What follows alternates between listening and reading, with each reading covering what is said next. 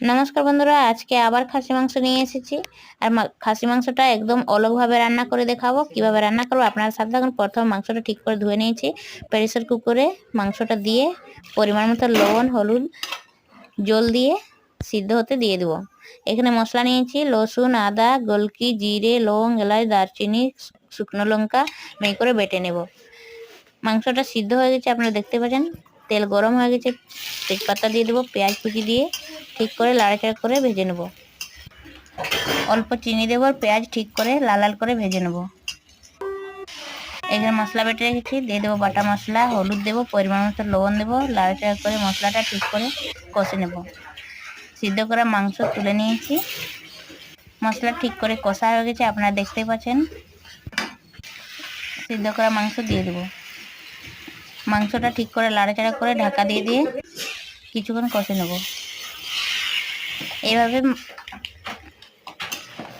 মাংসটা ঢাকা দিয়ে দিয়ে ঠিক করে কষে নেব, তারপরে আমার রান্নাটা হয়ে যাবে। এইভাবে সিদ্ধ করে মাংস রান্না করলে অনেক ভালো লাগে খেতে। মাংসটা কষা হয়ে গেছে, আপনারা দেখতে পাচ্ছেন। দিয়ে দেব মাংস সিদ্ধ করা জলটা।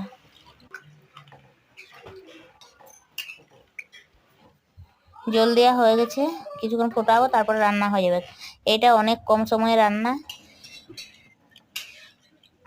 আপনারা দেখতে পাচ্ছেন রান্নাটা হয়ে আসছে।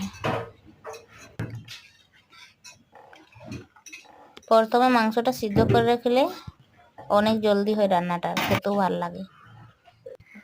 আমার মাংস রান্না হয়ে গেছে, আর কালারটা অনেক সুন্দর হয়েছে, আপনারা দেখতে পাচ্ছেন মাংসটা কেমন হয়েছে।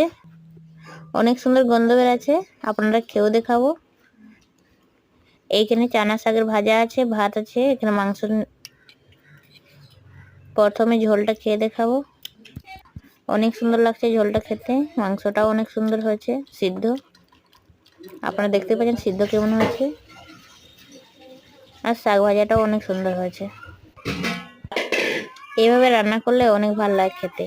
আজকে একটু অলগভাবে রান্না করে খেয়ে দেখলি। আপনারাও এইভাবে একবার রান্না করে দেখবেন, অনেক ভালো লাগে, অনেক সুন্দর লাগে। খাবেন, তারপরেই জানতে পাবেন এইভাবে রান্না করলে কেমন লাগবে। দেখতে তো ভালো লাগবে না প্রথমে রান্না করার সময়, কিন্তু খাওয়ার সময় অনেক ভালো লাগে খেতে। আর হাড়ের থেকে মাংসটা ছেড়ে যাচ্ছে, অনেক সুন্দর সিদ্ধ হয়েছে।